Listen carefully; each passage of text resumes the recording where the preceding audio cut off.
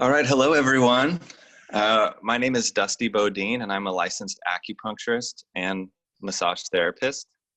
I went to East West, and during the Eastern class, I was completely just like heart open, just was so excited. And this was 10 years ago in 2010. And I practiced bodywork for 5 years, and then I went and got my master's in Chinese medicine. And I studied a lineage of Qi Gong called 1000 Hands Buddha under my teacher, Master Liahu.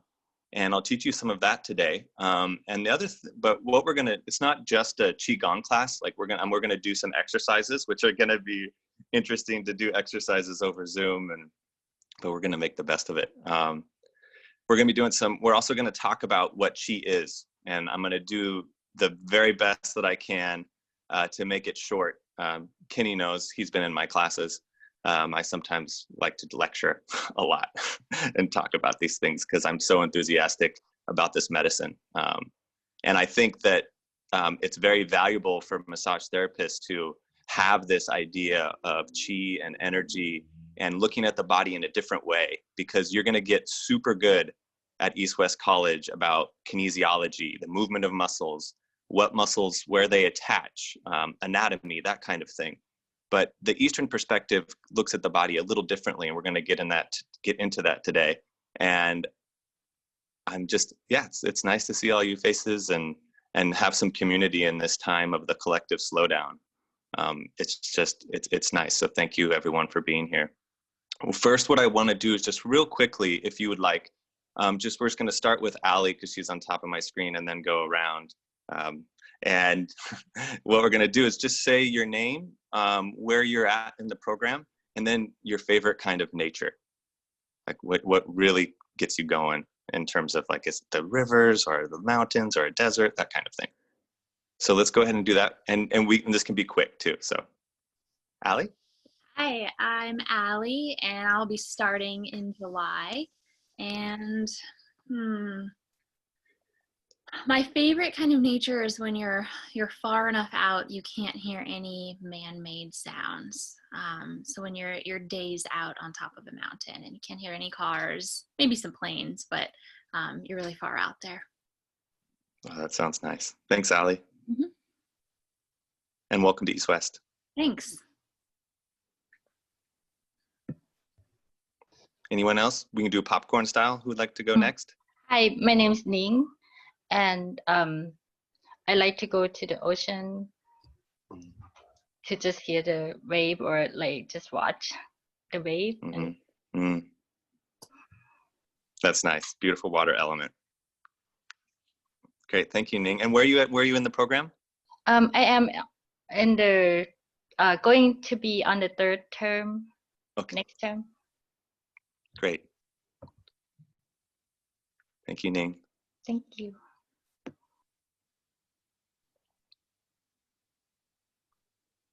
I'm Zoe. I'm going my to turn. my term as well. Oh, sorry, Kenny. Going to my 3rd term, and I think my favorite place in nature is probably in, like, deep in a forest, like a mossy forest. Mossy. You're gonna love Oregon, Zoe. Thank you.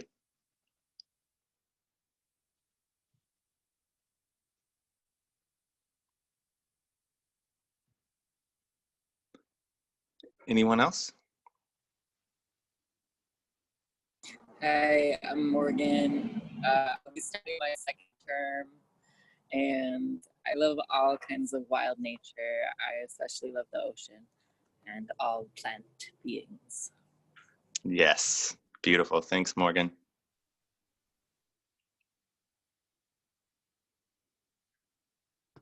My name's Kenny, and I'll be doing my last term in July. And I love the jungle in the tropics with lots of sunlight and mangoes and papayas. That's my place. Thanks, Kenny. Love all the details. Does anyone else like to introduce themselves?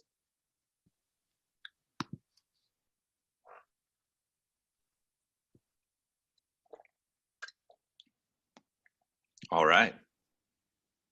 I think we'll just get started.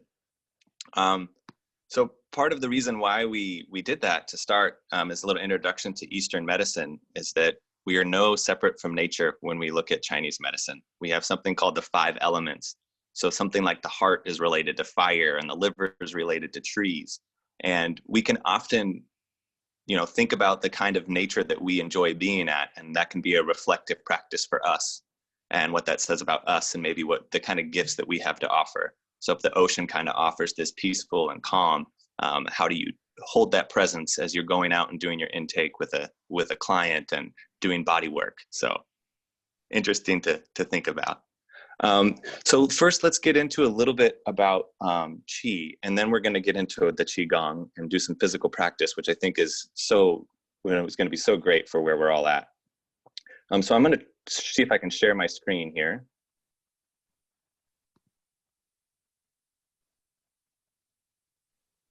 All right, here we go.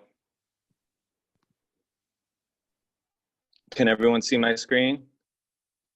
Mm-hmm. Cool. Oh, I had it set up. There it is. So everyone can see that? Yes? I can see it. Cool. So let's talk about Qi for a minute. So anybody can talk, well, what is Qi to you? I know I'm showing you this screen now, but does anybody have any experience with Qi or want to say something about what Qi means to them or what that word means?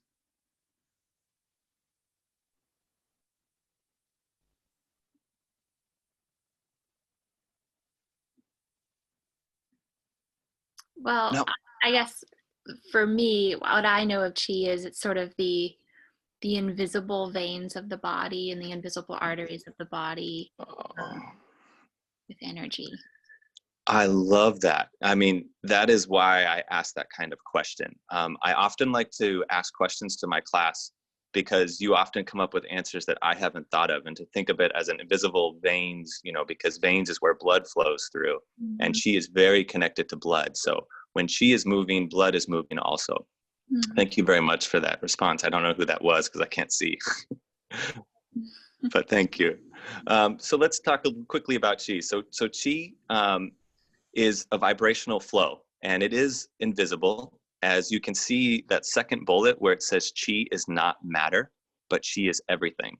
So much about looking at Eastern medicine and the Eastern way of bodywork is about studying these concepts and these ideas and then thinking about them. And then through your thinking and contemplation, you come up with your own ideas. So Qi is not matter. So matter is those veins or is muscle tissue, that kind of thing. But when we do Qi Gong, which we're going to do in a second, and when we're doing Eastern body work, what we're really tapping into is this invisible life force of vitality. And it's something that I'm going to show you that we can feel actually around us. I mean, because with Qi is just energy, I'm sure all of you have had an experience where you walk into a room and something just feels different. Like maybe you walk into a room and there's someone in that room who's angry, and you just kind of feel this kind of interesting, different oh, you kind of just look at that person and you're like, oh, there's something going on with them. That could be a form of Qi. And when I want to go back to this idea of that Qi is not matter, because it's one of my favorite sayings is the saying, it doesn't matter. So you can think about that. So it doesn't matter. So when we're saying that to people like, oh, it doesn't matter, what that really means is like the external, the external life, where it doesn't matter on the outside. This is something that is more deeper on the inside. And then looking down at the fourth bullet point, we see that stagnant Qi. So stagnant Qi will often lead to pain or disease. I often tell my students that if we were going to put Chinese medicine, put Eastern medicine into one sentence, it would be that stagnation causes pain and disease. So when there is stagnant Qi, that's what makes, everyone watch the screen here. Wait, does it come up? Where'd it go? Sorry. Technical difficulties. One second here. Okay, now it should work. There it is. You see that, everyone? So this is one of the reasons why I think LMTs are so important to the client's healthcare.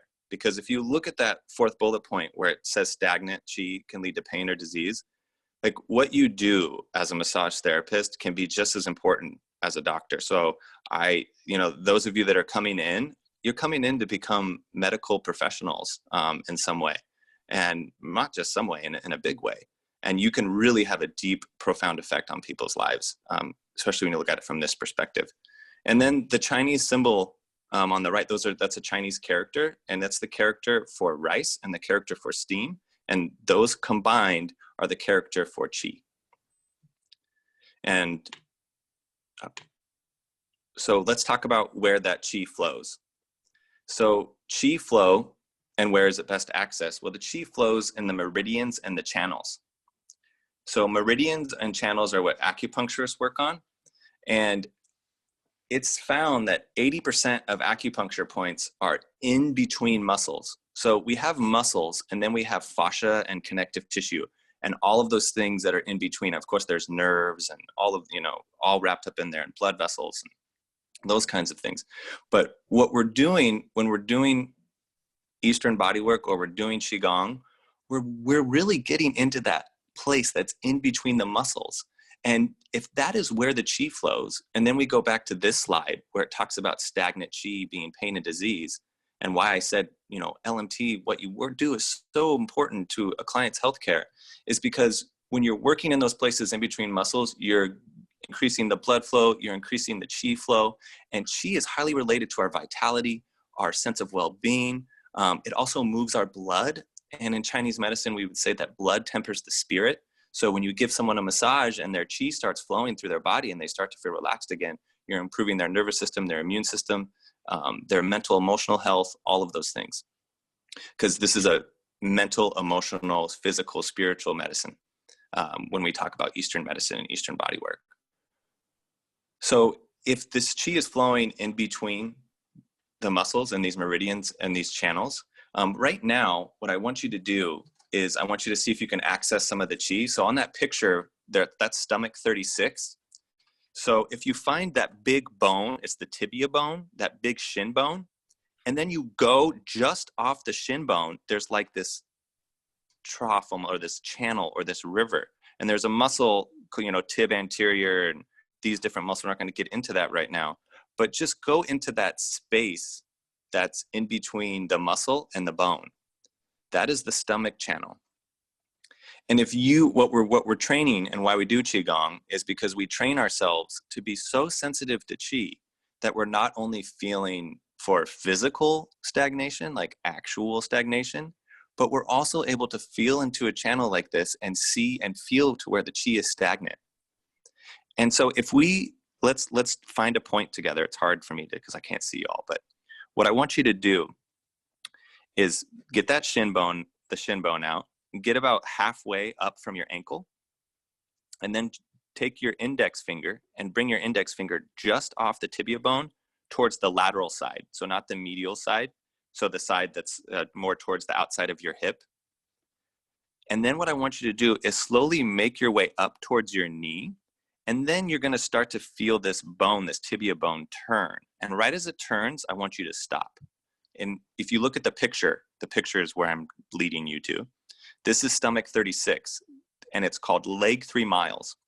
The reason why it's translated in that way is because this is supposedly a point that would be rubbed when the Chinese army needed more energy. They would stop every 3 miles and rub this point. So this point also helps release white blood cells. So you can do vigorous vibration, or you can just hold into this point.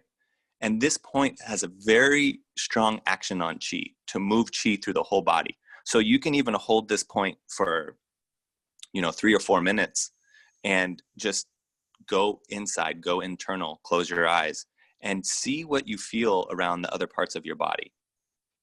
And so this is an acupuncture point. So most acupuncture points, and I'm just going to get a little heady for 1 second on the next slide, and then we're going to start the Qigong. So this is a slide from a thesis I did when I got my master's in Chinese medicine. And what the slide is about is talking about how all these acupuncture points and meridians, that they're in these connective tissue planes. If you see that blue the skeleton with the blue lines, that's fascia, that's connective tissue. That comes from a different style of body work called myofascial release or structural integration. And those teachers would say that there's 12 fascial lines, 12 meridians. Well, that is the same in acupuncture and traditional Chinese medicine. And what I want to bring up and why we want to talk about these acupuncture points being in tissue is because look at this this thing that's going to pop up here. So this is a dissection of a leg, and this is your quad muscles. And where you see that red dot and it says AP, that's an acupuncture point. Now, all that white stuff around it, that's all connective tissue. So when we're doing acupressure or we're doing massage and our fingers want to sink into these areas in the body where our finger, they just kind of want to go there. I often find that most of you as body workers can find a lot of acupuncture points without knowing at all, because what you're wanting to do is you're accessing this myofascial network. So if this connective tissue goes all over the body, everywhere, that's why sometimes when our fingers sink into a place that's in between muscles and we start to access that connective tissue, that myofascial network, you can be doing that down near someone's ankle and they'll start to say, hey, my head is buzzing. Whenever you press there, my head is buzzing. That's because that's the myofascial network. And then so now let's go back to that picture of the dissection of the quads. If you look at that other part that says CP, that stands for controlled point. So this is how they do acupuncture studies and acupressure studies, is they'll have someone with low back pain and they'll do points that are real and points that are fake. Well, the fake points can often lead to healing as well. It's really interesting. It's because it's just working with that connective tissue plane. And so I guess the point that I'm trying to make here is what we're doing when we're going to be doing this Qigong here in a second and shaking and tapping and moving around. What we're doing is we're waking up that myofascial connective tissue plane. And we can think of that myofascial, that fascia, that connective tissue as like roadways for the qi to go and move around. So I just want to bring this up too, because often as LMTs, as massage therapists and body workers, we'll get very much into muscles, but I just don't forget about the connective tissue. There's so much magic in that, especially when you think about nerves all wrapped up in all of this. So when you're able to think, this is if you look down at the bottom there, it says these areas surround nerves, blood vessels, and lymphatics. So when you're working out adhesions in someone's connective tissue, you're improving that blood flow, you're improving their lymphatic system, and you're also helping nerves do a better job. So pretty cool stuff. I'm going back to us now.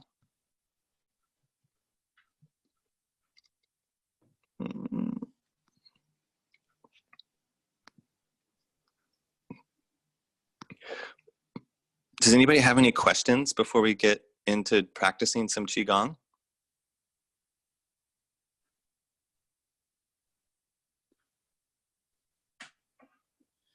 Dusty, I have a question about, before we left school, I was learning about trigger points and just wondering, I've always wondered if there's overlap between acupuncture points and trigger points, and if referred pain is a similar kind of pathway to meridian lines. Yeah, that's a very good question. There is a lot of overlap in terms of when there is a trigger point, often that trigger point is in an acupuncture point or near an acupuncture point. I see that over and over again. And there is debate about this, and people do get upset, some acupuncturists, because there's physical therapists and there's chiropractors out there who do something called dry needling, where they put needles in the center of a trigger point to have a release. And why there's controversy over that is if they call it acupuncture. And a lot of them do. And a lot of us don't like that. Because, sorry, my video, there we are. A lot of them don't like that because acupuncture is more about this pattern differentiation and knowing about the meridian as a whole, rather than just one area that's like a trigger point. But yeah, that's a very good question. And that is why a lot of times when you find a trigger point and you start to work it, you get that referral everywhere. It's because it's that connective tissue point. Yeah. And it makes sense that a lot of those acupuncture points, those are energy centers. So when we have energy blockages, they often happen in acupuncture points. Like when you do acupressure or you do shiatsu, which is finger pressure along the meridians, and you get to those tender areas, the most tender areas are often acupuncture points. And that's where the block is, because the qi accumulates in those spots.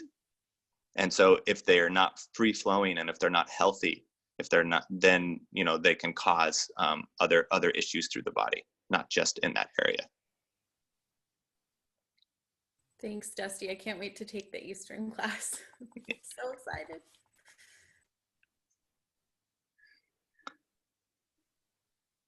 All right. Anyone else? Okay, so there's many forms of Qi Gong, and Qi Gong usually comes from lineages and different families, different families, and sometimes they come from monasteries as well. And what we're going to do today is not going to be a specific form, but I'm just going to show you some basic, what we call Qigong self-massage.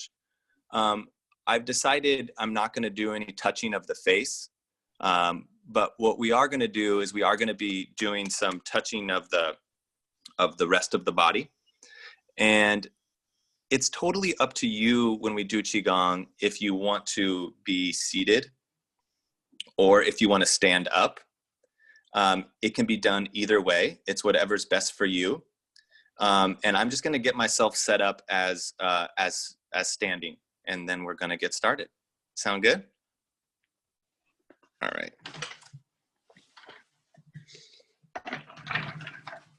So, gotta change my mic a little bit.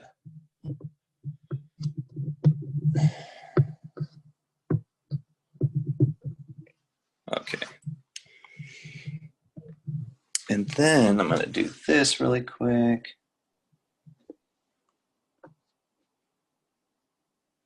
All right.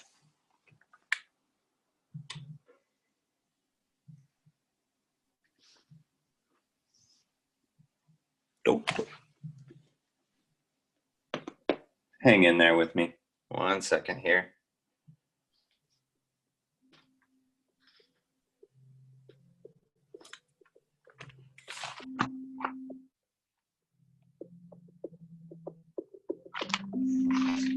Okay. Can you guys hear that music a little bit? Okay. Okay, we'll move on. So to start, what we're going to do is we're going to start in Diamond Mudra. Can everybody hear me? Good? Okay. So we're going to start in Diamond Mudra, and that's going to be right hand on the bottom and then left hand on top, and you're going to make a diamond that looks like this. And whether you're standing or sitting, what I want you to do is start to breathe and send your energy down. Send your attention, send your awareness downwards into the earth. So you're going to start to breathe deeply, but with ease, in and out of your nose, sending all of the energy down into the ground, into the earth.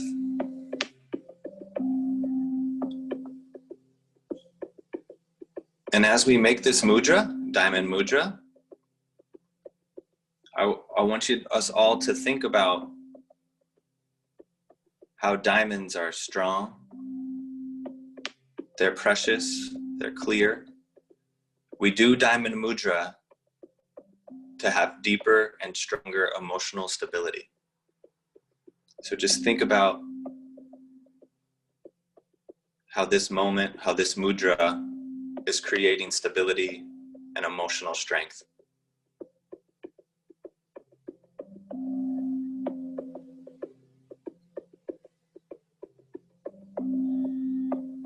Continuing to breathe in and out of your nose easily and deeply.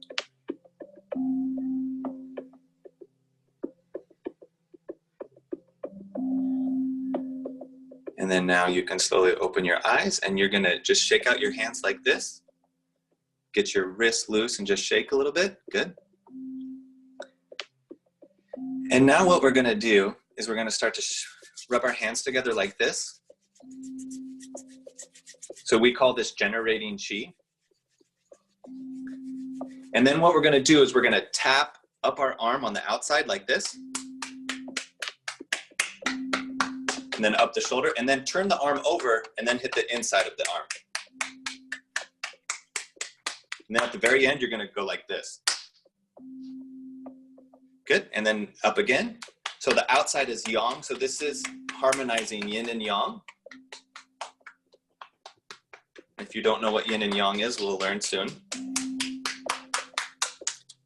And then smack, and then shake again. And when you shake like this too, it's good to do big exhale breaths like this. Good. Good. So we're gonna keep this shaking going now. So I'm bouncing with my feet. I'm bouncing up and down. And my shoulders, I just dropped my shoulders some more. And now I'm relaxing my face. And then you can sometimes sway back and forth. We're gonna be doing this for a little while, this shaking. So often if you've ever seen in nature, if an animal gets in a little fight with another animal, it'll run away and then it will start to shake, because what it's doing is that it's shaking out that supposedly bad energy, or it's just shaking off the experience. So this is a really good thing to do when you're just feeling anxious, or you need to, change your energy in between a client, you just need to shift. There's no wrong way to do this, and some people do it slowly, and we're gonna just stay with me, keep doing it. Keep doing this shaking. We're shaking, we're moving the lymph, we're moving the chi. Don't forget to breathe easily in and out of your nose, and sometimes let it out of your mouth.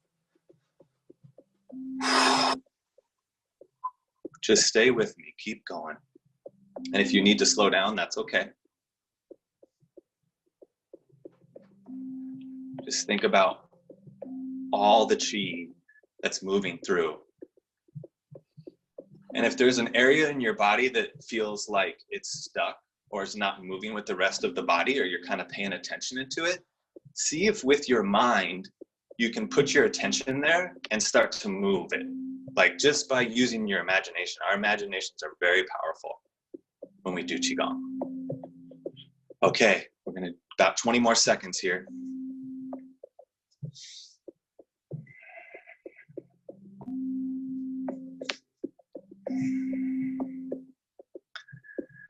Yeah, you can wiggle too. All right. And then what I want you to do is, when you're ready, is just stop, bend your knees if you're standing a little bit, and go back to Diamond Mudra and feel the difference.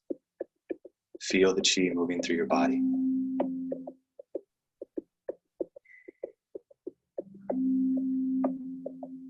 Good.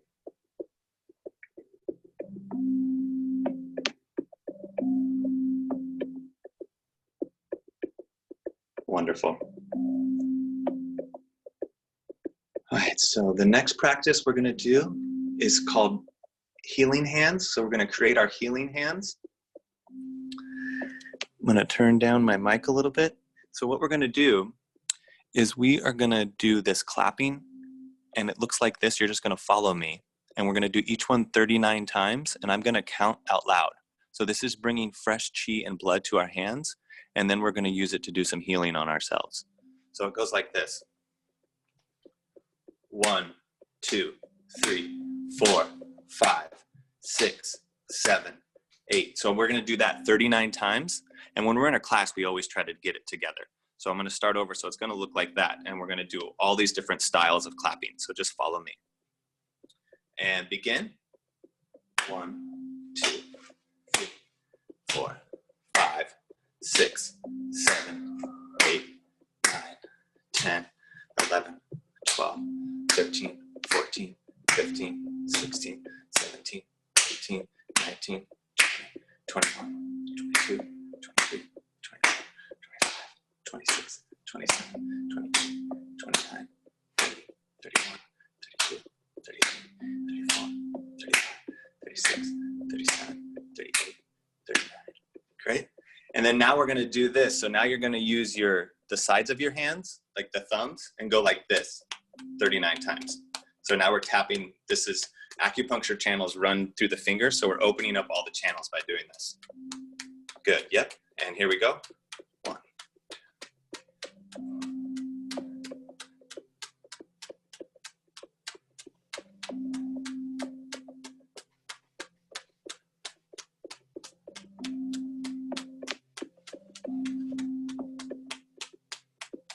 Now the insides like this. So pinky, this is the small intestine channel.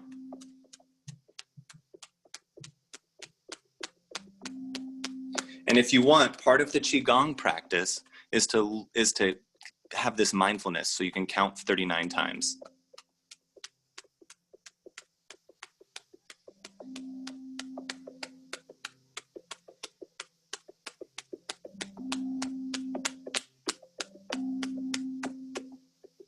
Good.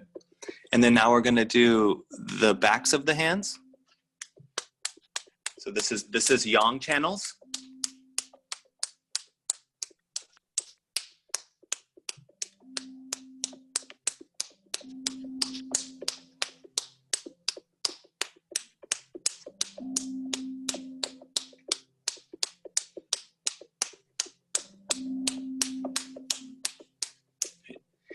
And then now we're going to do my favorite one, which is the tips of the fingers.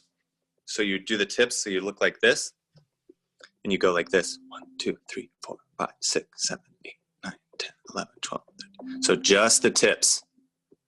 This is really good for your brain.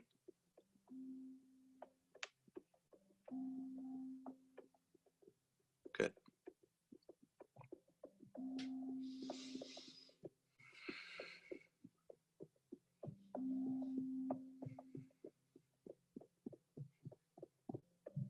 Okay, so now that we've created our healing hands,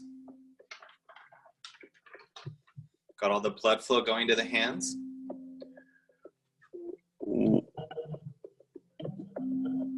And what we're going to do now is that we are going to take all this qi that we've gathered, all this energy that we've gathered, and we're going to close our eyes, and our liver is on the right side.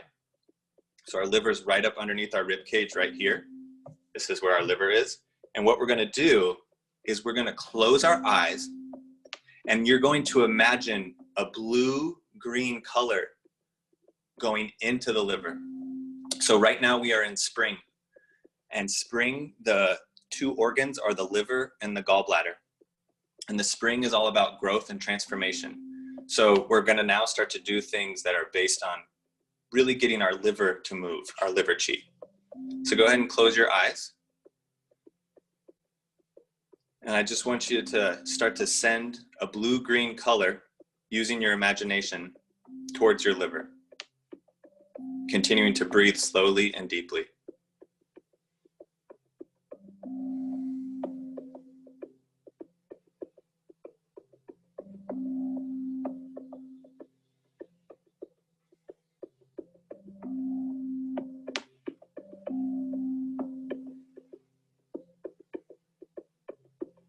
Now we're going to take the visualization to another new step. So the liver is of the wood element or the flora element, so that of plants and trees. I want you now to imagine yourself. This is part of Qigong, is using our imagination. I want you to imagine yourself in a forest. And you're using all that energy from your imagination in the forest. And if you're outside, you can use your outside. And continue to send that blue-green color, but imagine yourself doing it in a forest towards your liver.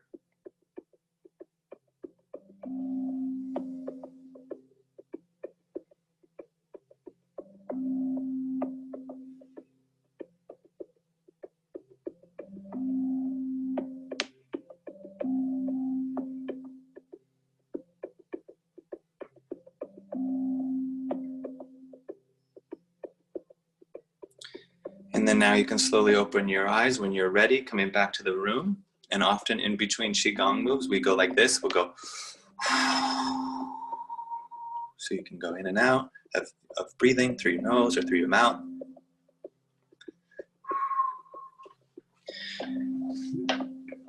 Our next move is going to be called the Buddha's mirror. So one hand is going to come up here. Your left hand is going to come just underneath your chin. And then your right hand is going to come kind of right just above your umbilicus, right above your belly button. And then just breathe into this space, into this stance. And see if you can feel qi flowing in between your hands. Feel any kind of tingling, vibration. And then now switch your hands. Right on top, left on bottom. It's okay if your qi ball wants to be smaller or bigger.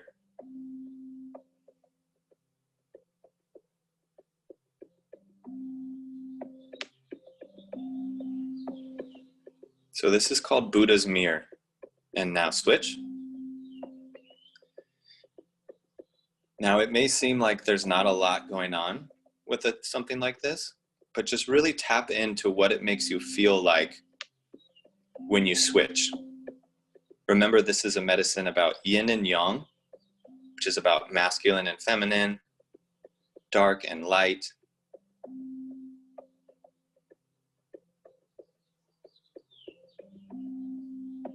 And switch, and now you can just switch whenever you'd like. Listen to your intuition. When your hands want to switch, just switch them. And continue to breathe.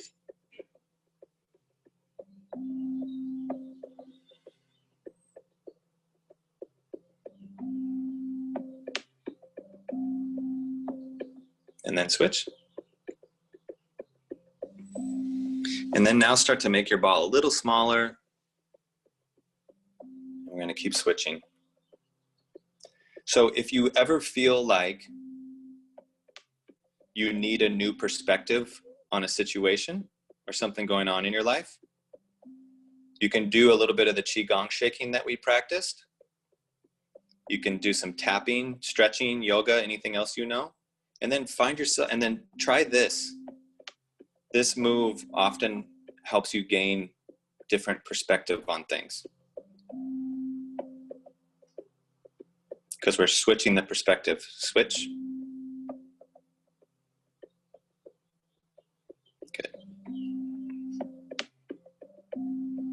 And then now let's shake it out again.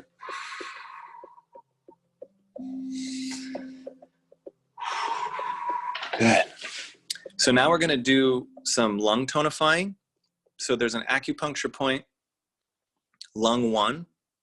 And lung 1 is right in something called the deltoid pectoral triangle, which is right here. Your fingers just want to sink into it. So what we're going to do now is I want you to breathe in and out of your nose slowly, and we're going to go like this. We're going to tap right here. So just little easy taps right into this acupuncture point.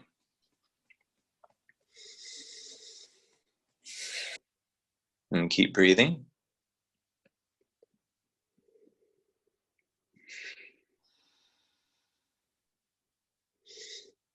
Make sure that breath is deep and easy. Just keep that breath going deep and easy down into your diaphragm.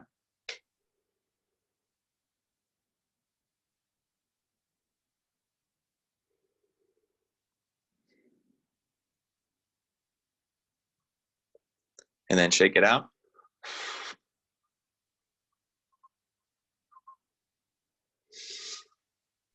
And then now let's end.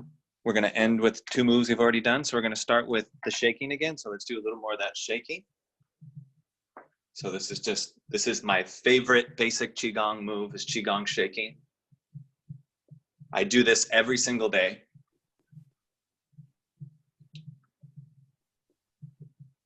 And it helps me just stay grounded. And often too, when you do this, I talked about this in the beginning, but you learn how to tap into areas as you practice more and more Qigong. You start to learn how to tap into areas where there's Qi stagnation, and then you're able to use your intention and this shaking to move it out.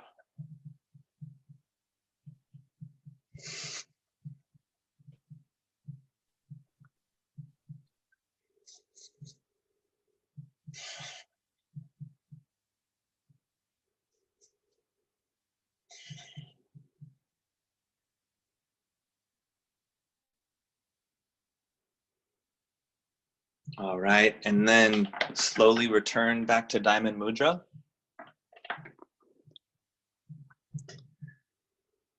And feel into your body, go internal. And just take note of how you might feel different from when we began.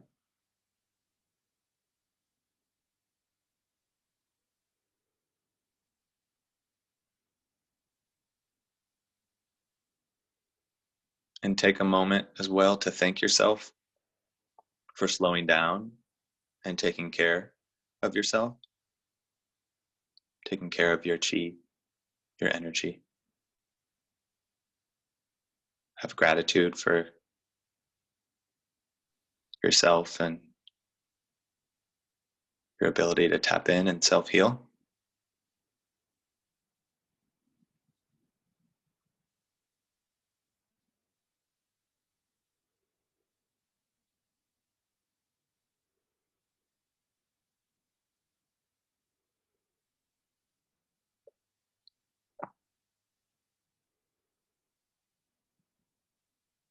And then slowly you can open your eyes when you're ready. Thank you so much, everyone, for doing Qigong with me. I really appreciate everybody being here. My Qigong teacher would say, you should teach Qigong because then you have to do it. So my gratitude towards all of you for forcing me to do more Qigong today. Thank you. Yeah. Does anyone want to share at all what that was like for them? Or what they felt? I know see some people are chatting. We can chat for a few minutes if we would like.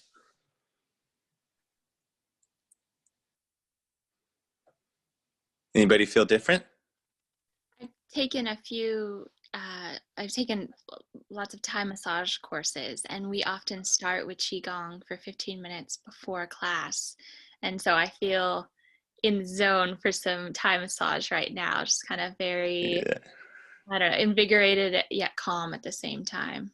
Yes. Oh, thanks, Ali. Yeah, that's great. Yeah, and that I like that description. And yeah, it's okay if you don't feel that way, but that's often a good place to be after Qigong, is invigorated and calm. Mm.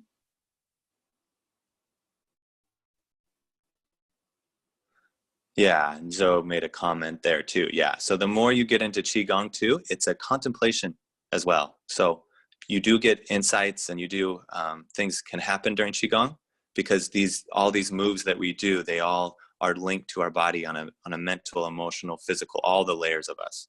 So we don't just do Qigong to feel good physically and to physically move Qi, but one of the things that can cause stagnation in our body is emotional stagnation. So, we're moving all of those things when we do Qigong. My Qigong teacher would call it a Qi shower. So we're cleansing ourselves of maybe Qi that doesn't belong to us, or Qi that isn't necessarily on our side. Anything else before we end? Well, great. Well, thank you, everyone. I don't know if you can see my email, but my email is dbodine, and that's, you can see how my last name is spelled, at eastwestcollege.edu.